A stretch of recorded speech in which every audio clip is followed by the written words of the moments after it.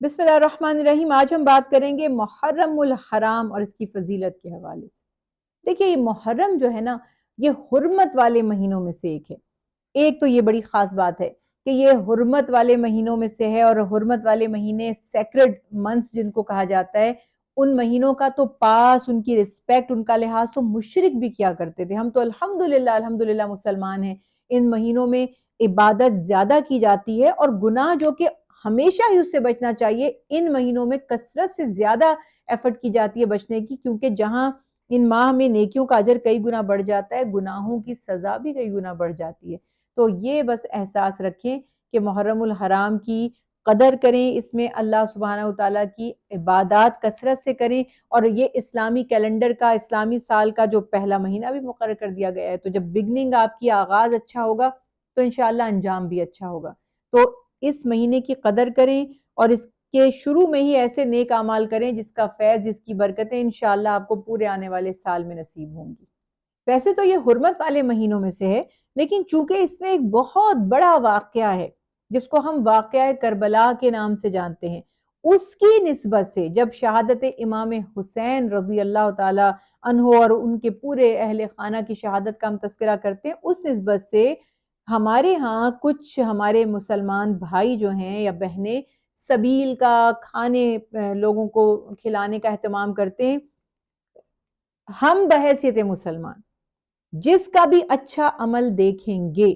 وہ عمل اگر جائز ہے ہم اس کو فالو کریں گے۔ یہی تعلیمات مصطفیٰ صلی اللہ علیہ وسلم ہے۔ اگر آپ پورے سال ہی اچھے کام کرتے رہیں، لیکن اگر کسی واقعے کی نسبت سے کوئی اچھا کام کر لیا جائے جو شرعاً منع نہ ہو، تو یقیناً اس میں کوئی حرج نہیں ہوتا، ضرور اس کا اجر و ثواب نصیب ہوگا۔ دیکھیے محرم الحرام حرمت والے مہینوں میں سے ہے، اور کوئی بھی 12 مہینوں میں سے، اسلامی سال کے 12 مہینوں میں سے کوئی مہینہ یا کوئی ڈیٹ ایسی نہیں ہے جس میں نکاح کی پابندی ہو۔ نکاح کرنے میں، نکاح تو خود ایک مسنون عمل ہے سنت کے مطابق۔ اب موجودہ صورتحال پر آ جائیے، جس کو بہت توجہ سے میری بات کو آپ سنیے گا، اللہ توفیق دے عمل کرنے کی۔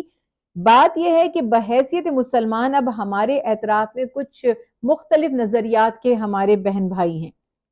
کچھ کے نزدیک محرم الحرام میں سوگ کے پوائنٹ آف ویو سے اور واقعہ کربلا کی نسبت سے شادی، خوشیاں منانا، تقریبات یا کوئی بھی انٹرٹینمنٹ کی چیزوں کو پسند نہیں کیا جاتا۔ یہ بات ہمیشہ یاد رکھیے گا کہ ہماری شادیاں تو اتنی سمپل ہوتی بھی نہیں ہیں کہ اس میں صرف خطبہ نکاح پڑھا جائے، ایجاب و قبول ہو اور شادیاں ہو جائیں۔ ہمارے ہاں تو ویسے ہی کئی اس میں عجیب و غریب چیزیں شامل ہو چکی ہیں۔ تو میری التجا جو ہے عام عوام سے وہ یہ کہ جس جگہ آپ رہتے ہیں، جو میرے دین کی تعلیمات ہیں، وہ میری ذاتی رائے نہیں ہے، جس جگہ آپ رہتے ہیں اور آپ کی کمیونٹی میں کچھ ایسے آپ کے لوگ ہیں، آپ کے نیبر ہیں، آپ کے دوست احباب ہیں، جن کے ہاں ایک چیز ان کے لیے رنج کا، ناپسندیدگی کا یا غم کا سبب بنتی ہے، تو آپ اس کو اوائڈ کر سکتے ہیں۔ کیوں؟ کیونکہ اس سے دوریاں بڑھیں گی، ورنہ اس سے ہیٹرز ڈیولپ ہوں گے۔ تو اگر کوئی آپ کی مجبوری نہیں ہے، ایک طبقہ ہمارے مسلمان بہنوں بھائیوں کا ایسا ہے جو اس چیز کو پسند نہیں کرتے۔ اب میرے گھر میں اللہ نہ کرے کوئی فوت ہو چکا ہے، برابر میں گانے بج رہے ہیں، شادی ہو رہی ہے، شرن تو پابندی نہیں ہے نا اس کو کہ اس نے شادی کیوں رکھ لی اس دن، لیکن میرے دل پہ کیا بیت رہی ہوگی؟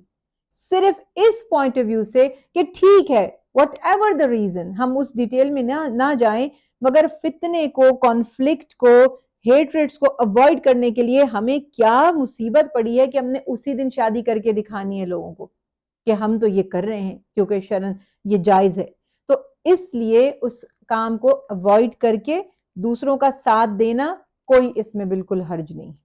دیکھیں چونکہ حرمت والے مہینے ہیں نا، تو خاص طور پر اس میں پھر وہی والی بات ہے کہ